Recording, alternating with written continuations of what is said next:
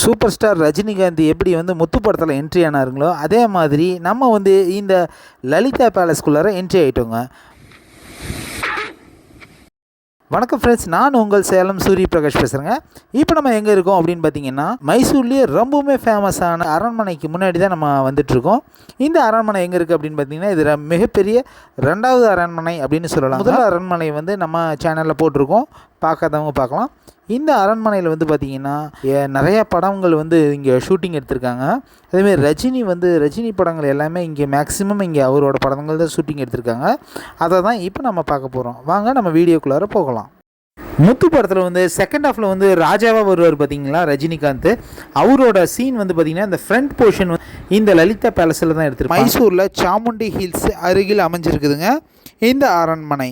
இந்த அரண்மனையோட வரலாறை பற்றி பார்த்தோம்னா 1921 மைசூரை ஆண்ட 4வது கிருஷ்ண உடையாரால் படிக்கட்டுகள் எல்லாமே பார்த்தீங்கன்னா இட்டாலிக் கிரைனட்டால் கட்டப்பட்டிருக்குதுங்க. இதனோட சீலிங் லைட்ஸ் எல்லாமே பெல்ஜியம் கிறிஸ்டல் லைட்ஸ் வடிவமைச்சிருக்காங்க. சுற்றுலா பயணிகள் வராங்க, அவங்களுக்கான ஒரு தங்கும் விடுதியை அமைச்சிருக்காங்க. இந்த அரண்மனையில் வந்து பார்த்திங்கன்னா முது, கேஜிஎஃப், லிங்கா, மதராசப்பட்டினம் போன்ற திரைப்படங்கள் இந்த அரண்மனையில் தான் எடுக்கப்பட்டிருக்குதுங்க. அதேமாதிரி 90s கிட்ஸோட வாழ்வில் மறக்க முடியாத திரைப்படங்கள் அப்படின்னு சொல்லக்கூடிய சூப்பர் ஸ்டார் அவர்களுடைய முத்து அப்படிங்கிற ஒரு படம் வந்து இந்த இடத்துல தான் எடுக்கப்பட்டிருக்குது அப்படின்னு சொல்லாங்க.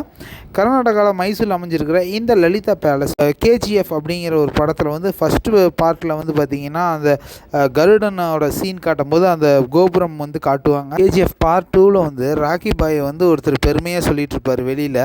ஸோ அவர் வந்து காட்டும்போது இந்த வெளி தோற்றத்தை வந்து காட்டுவாங்க. அதேமாரி நிறைய படங்கள் வந்து சொல்லலாம். அதேமாரி மேட்டுக்குடி அப்படிங்கிற படமும் இந்த ஒரு சீனில் வந்திருக்கும். அதேமாரி பிரியமானவரே அப்படிங்கிற ஒரு படத்துலேயும் அந்த ஒரு பாடலுக்காக இந்த சீன் இந்த வந்திருக்கும். அதேமாதிரி மதராசப்பட்டினம், காதலன், ஜோடி, பையா போன்ற பல படங்கள் வந்து இந்த இடத்துல வந்து இந்த அரண்மனையில் எடுத்திருப்பாங்கன்னு சொல்லலாங்க. அரண்மனை நகரத்தில் லலிதா பேலஸ் வந்து பல கவர்ச்சியான அரண்மனைக்கு தாயாக அமைஞ்சிருக்குது அப்படின்னு சொல்லலாங்க. மைசூர் அரண்மனையில் நகரம் என்று அழைக்கப்படக்கூடிய லலிதா மஹால் அரண்மனை மைசூர் நகரத்தில் இருக்கிற வரலாற்று கட்டிடம் அப்படின்னு சொல்லப்படுதுங்க. மைசூர் நகரில் 2வது பெரிய அரண்மனையாக இருக்கக்கூடியது இந்த அரண்மனை தாங்க.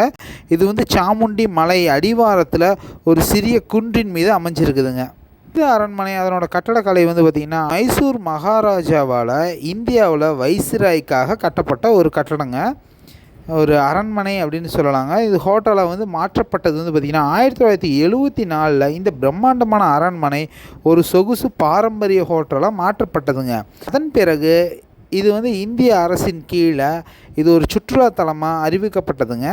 அரண்மனை வந்து இன்னமுமே ஒரு அரசரோட பாணியிலையும் அவங்களோட செழுமையான ஒரு வாழ்க்கையை குறிக்கிறதாகவும் ஒரு உயிரோட்டமாக இந்த கட்டடம் அமைஞ்சிருக்குதுங்க.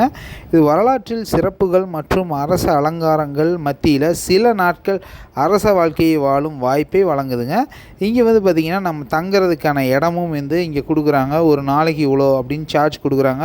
அதேமாதிரி இங்கே வந்து ஃபுட்டு எல்லாமே வந்து சூப்பராக இருக்கும். இங்கே நம்ம சாப்பிட்டு பார்க்கும்போது பார்த்திங்கன்னா அந்த ஃபீல் நம்மளுக்கு கிடைக்கும் அப்படின்னு நம்ம சொல்லலாம். இப்போ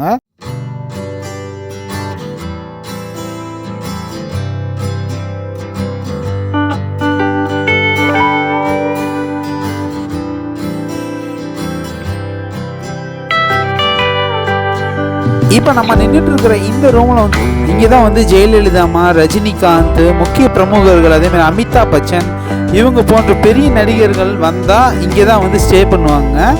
இந்த ரூமில் வந்து பார்த்திங்கன்னா வந்து இது வந்து மாடியில், அதாவது நம்ம வந்து 2nd ஃப்ளோரில் இருக்கிறோம்.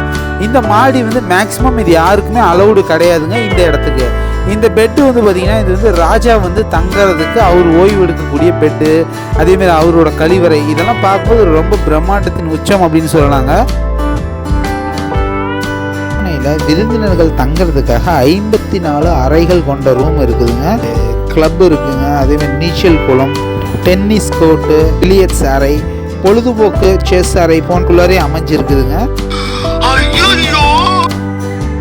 மீட்டிங் ஹாலாக இருந்திருக்கலாம். ஸோ ஒரு பெரிய டைனிங் ஹால் மாரி செட் பண்ணியிருக்கலாம் அப்படின்னு நினைக்கிறேன். முன்னாடி வந்து ஒரு ப்ரொஜெக்டர் இருக்குது. ஸோ ஏதோ விஷுவல் ஏதோ பார்க்குறதுக்காக இதை செட் பண்ணியிருக்கலாம் அப்படின்னு நான் இந்த இடத்துக்கு வந்து பார்த்திங்கன்னா ஒரு நபருக்கு என்ட்ரி ஃபீஸ் வந்து 100 ரூபா சார்ஜ் பண்ணுறாங்க. அதேமாரி வந்து காம்ப்ளிமெண்ட்டாக பார்த்திங்கன்னா 2 பிஸ்கெட்டு ஒரு டீ வந்து காம்ப்ளிமெண்ட்டாக கொடுக்குறாங்க. இந்த வீடியோ பிடிச்சிருந்தா லைக் பண்ணுங்கள், ஷேர் பண்ணுங்கள். நம்ம சேலம் சூரிய பிரகாஷ் சேனலை சப்ஸ்கிரைப் பண்ணுங்கள். தேங்க்யூ.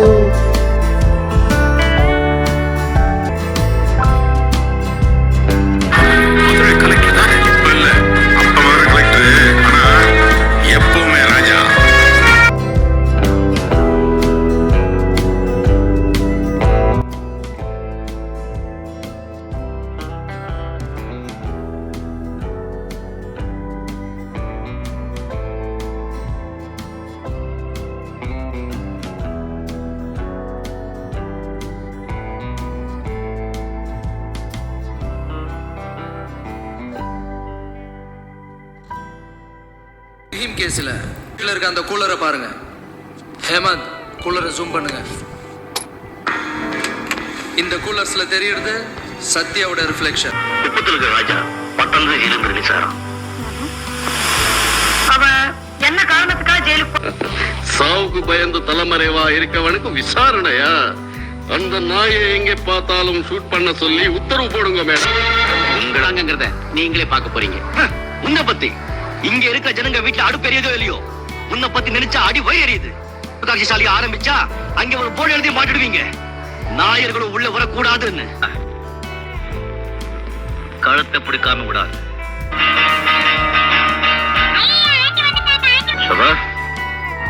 ஏமா ஒரு மாதிரி இருக்க? ஏன் வரல?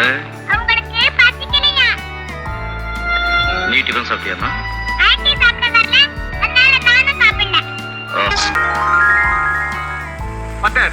அந்த ஃபாரின் எக்ஸ்சேஞ்ச் விஷயம் ஏற்பாடு பண்ணி அந்த பார்ட்டிக்கு அனுப்பிச்சிட்டீங்களா? மறந்தே போயிட்டேன். உடனே அனுப்பிச்சிடுறேன். பார்ட்னர்,